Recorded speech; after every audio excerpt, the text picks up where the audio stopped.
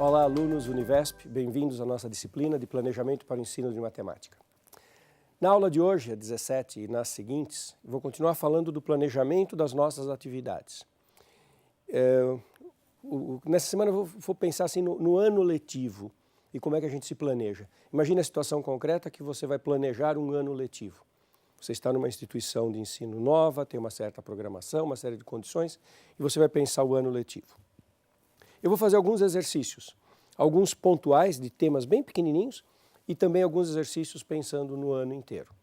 São exercícios que a gente faz quando pensa que vai planejar o nosso ano letivo.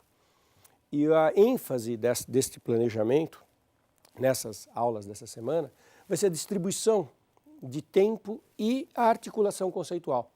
Fazer o planejamento não é simplesmente jogar temas espalhados pelo calendário. Exige que a gente faça uma articulação intelectual, conceitual, entre tudo aquilo que será abordado.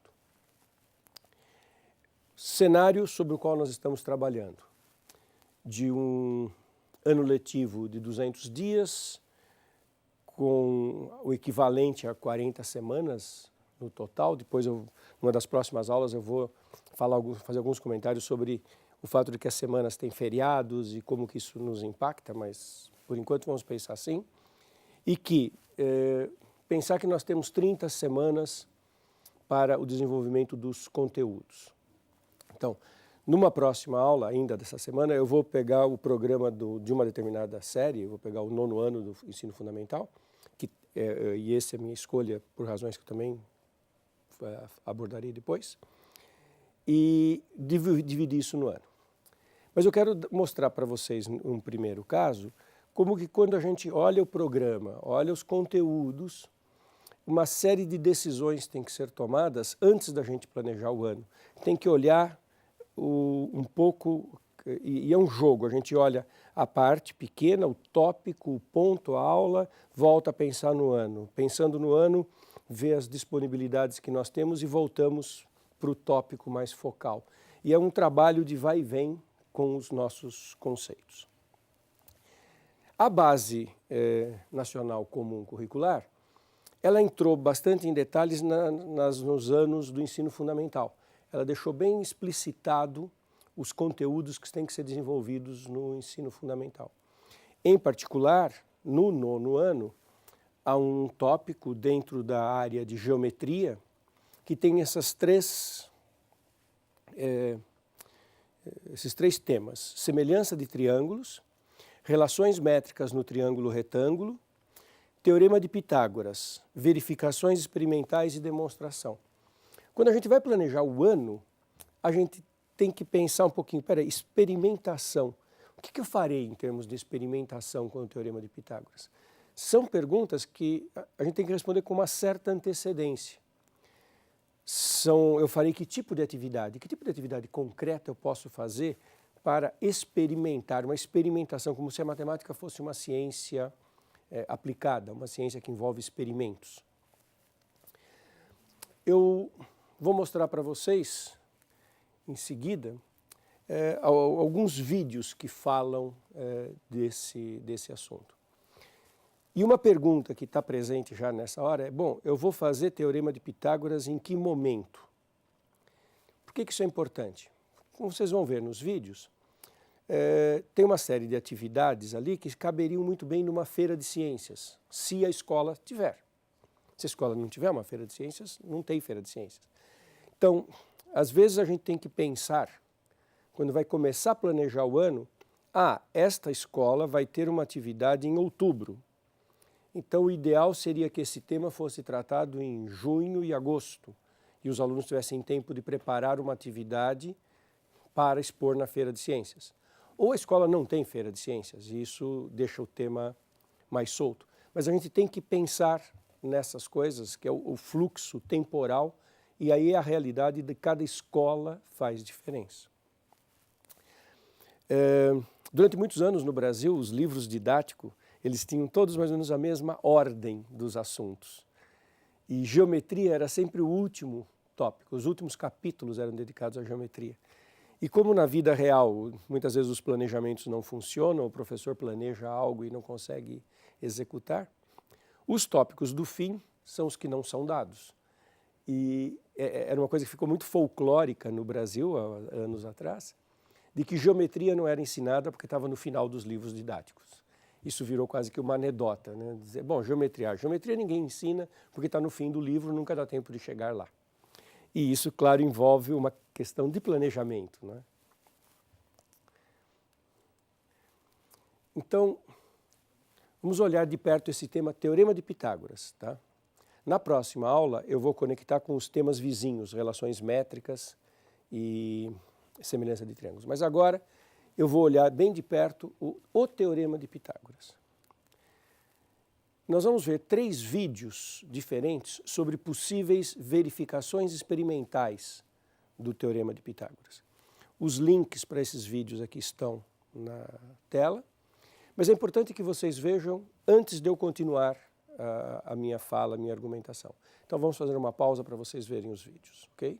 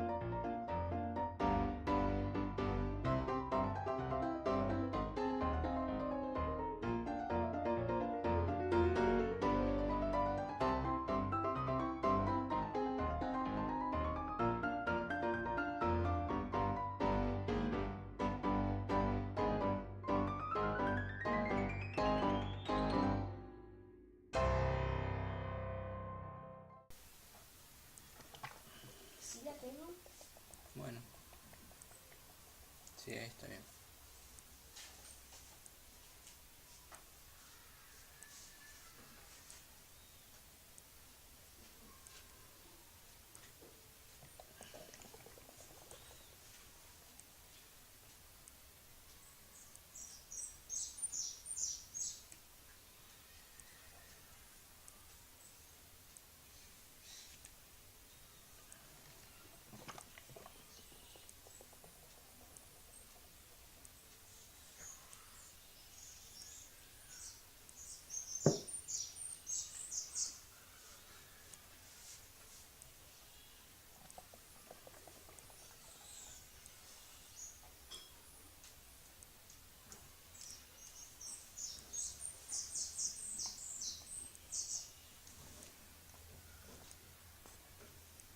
Então, como vocês viram, são vídeos muito bonitinhos. Na verdade, tem um monte desses vídeos fáceis de serem encontrados na internet. Eles mostram várias possibilidades em termos de uso de materiais diferentes para dar uma visão concreta do Teorema de Pitágoras. São muito bonitos esses vídeos. Existem alguns com estruturas mais sofisticadas, outras com coisas bem mais caseiras. E aí nós temos que tomar decisões. Fazer aquele com vidro e com água é um negócio muito bonito, mas trabalhar com vidro envolve algum risco para os jovens. A questão de vedação, de que ele fique uma coisa bem impermeabilizada, que a água não vaze, é mais complicado. Às vezes a água pode criar alga, ela fica com uma cor feia entre a preparação e a exposição do material. Outros com aqueles materiais secos, né, grãos, bolinhas, eles são bem mais simples de serem produzidos e alguns vocês viram que tem coisas assim, bastante simples mesmo, né? Não é caro, não exige grandes material reciclado, papelão e plástico, dá para fazer coisas muito legais. Fica visível assim, uma adequação para uma mostra cultural, para uma feira de ciências que a escola tem. Eventualmente, a escola não tendo isso, não invalida fazer aquela mesma coisa. E, claro, aponta muito claramente que é um trabalho em grupo, não é o tipo de trabalho que é fácil ou adequado ao jovem fazer sozinho. Então, fazer em grupo. Eu aconselho que vocês naveguem pela internet procurando mais desses vídeos. Tem muitos, muito interessantes. E uma coisa que fica evidente, os alunos adoram fazer, porque imediatamente eles vão postar o vídeo deles nas redes sociais, nas suas páginas e etc. E eles vão filmar e eles vão pôr nas redes sociais, e eles vão ficar muito contentes em fazer essa atividade. E como eu disse, a gente precisa saber em que momento a gente vai fazer. Vou mostrar uma atividade concreta na mesma linha e que dá para ser feita em sala de aula com papel e tesoura numa única sessão, não exige nada, não exige aparato, não exige muita coisa. E ela está mais até perto da ideia de área, né? O Teorema de Pitágoras está muito essa coisa do quadrado dos catetos, interpretar como a área do quadrado cujo lado é o cateto, né? O quadrado construído sobre o lado. Essa é uma atividade que dá para fazer em sala com papel e tesoura, que seria fazer o quê? Pedir para os jovens fazerem um triângulo retângulo numa folha de papel. Qual a dimensão adequada desse triângulo? Essa é uma pergunta que eu já comentarei em seguida quando eu explicar o que é para fazer com isso. Então faz um triângulo retângulo. Constrói um quadrado em cima de cada cateto, que nós estamos falando do soma dos quadrados, né? Então geometricamente é a área de cada um desses quadrados que nós estamos falando. E constrói o quadrado em cima da hipotenusa. Isso tudo feito com lápis, régua, caneta, na carteira do aluno. Não precisa feira de ciências, não precisa nada para fazer isso. É uma atividade extremamente feita em sala de aula. Aí, com tesoura, você pede para o aluno recortar esse quadrado aqui. Recortar mesmo, recortar com a tesoura, recortar esse pedaço de papel. Então, esse pedaço de papel vai sumir daqui. E você pede para recortar também este pedaço de papel. E o que nós vamos fazer? Nós vamos encher esse quadrado com esses dois pedaços de papel. Recortou esse primeiro, vou desenhá-lo em verde aqui, cola aqui em cima. Cola com durex, com uma fita adesiva, com cola, só apoia, não precisa ter cola também. Coloca esse quadrado maior aqui. Agora pega esse quadrado menor e coloca ele em cima para tentar fechar. Só que ele vai ficar um pedaço para fora. Ótimo. Pega a tesoura e corta aqui.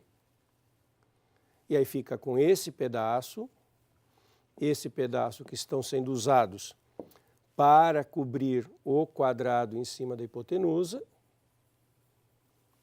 E tem esse pedaço que está sobrando. Vai com esse pedaço no outro lado cobre, vai ter uma parte sobrando, recorta e rapidamente mostra-se que a área desses dois quadrados é igual à área desse quadrado maior. Se você usar lados bem adequados, por exemplo, fiz uma experiência de fazer isso com uma folha de papel A4 pequena, usei aqui 6 centímetros, 8 centímetros e 10 centímetros. Triângulo, retângulo de lados inteiros, escolhidos bem com capricho. Com 3 cortes, tinha enchido o quadrado grande. Quer dizer, eu coloquei o quadrado do maior cateto, e aí com o menor cateto fui ajustando, e com 3 cortes eles se encaixaram. Porque esses lados aqui são comensuráveis, né? Aqui tem até uma dessas questões interessantes sobre números racionais e irracionais. Se a relação entre esses lados é uma relação racional, fica mais fácil. Mudando os números, vai mudar o número de cortes que você tem que fazer. Isso dá para fazer em sala de aula, não precisa de feira de ciências. E é uma demonstração, é uma experimentação, uma demonstração concreta do Teorema de Pitágoras. Todas essas partes levantam algumas questões, né? Uma delas é que você fez para aquele particular triângulo, você não fez para um triângulo genérico. Então, nesse sentido, é diferente de uma demonstração. Dá para discutir isso com os alunos, né? Funciona como uma sugestão de que o teorema é verdadeiro. Minha experiência de fazer esse tipo de atividade com crianças, jovens, tive muitas surpresas as primeiras vezes que eu fiz. Primeiro é que nem todos têm facilidade de manusear régua, transferidor, esquadro, lápis, tesoura. Muitos têm uma dificuldade de fazer 2 retas perpendiculares. Então, é um efeito colateral, ajudá-los a discutir isso.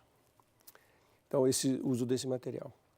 Uma outra coisa que ocorre muito quando a gente faz isso em sala de aula é uma grande dispersão. A gente perde tempo, de uma certa forma, para entrar numa sala, os alunos estão dispostos numa posição, daí você explicar o que nós vamos fazer, pede para eles sentarem em duplas e depois voltar, a gente perde um tempo enorme. É a realidade dos nossos jovens, eles são agitados, eles brincam com tudo. Então, não é uma atividade que se faz em 20 minutos, não. Você precisa de um período mais comprido. É legal de ver também a solidariedade. Quando os que têm mais dificuldade em fazer uma reta perpendicular, em fazer uma coisa, os outros ajudam muito. Então também tem esse lado interessante em fazer essa atividade. Mas você tem que pensar, né? Então voltemos. Vai preparar o ano letivo. Teorema de Pitágoras, demonstração. Vou fazer o quê? Parte experimental. Não vou fazer na feira de ciências, vou fazer essa atividade em aula. Se for fazer atividade em aula, você tem que planejar como que você vai orientar o grupo, se o grupo vai fazer o trabalho fora da escola, quanto de preparação você tem que fazer. Se você fizer nesta aula, você vai gastar uma aula para fazer isso, pelo menos, vai ser uma aula de tesoura e lápis, e você vai ter que pensar que no dia você vai ter que preparar os alunos para as... Não adianta imaginar que eles saibam o que eles têm que fazer, tem que conduzir bem, e fazer um fechamento a posteriori, para que esse material faça sentido, se conecte com todas as atividades que estão sendo desenvolvidas. Um comentário. Parece que estava falando de prática de ensino, né? Sim, mas planejamento, didática e prática de ensino são disciplinas muito interconectadas. A gente não planeja sem levar em conta a realidade. E a realidade é a realidade da prática, não é? Por isso que essas coisas têm muita conexão, sim. No pensamento do ano, o Teorema de Pitágoras ele está conectado com esses outros 2 temas, relações métricas no triângulo retângulo e semelhança de triângulos. E eu vou, na próxima aula, fazer bem essa conexão, mostrar como é que a gente planeja esses 3 temas conectados, certo? Então, nosso próximo passo vai ser esse, falar um pouquinho do Teorema de Pitágoras e os 2 temas anexos.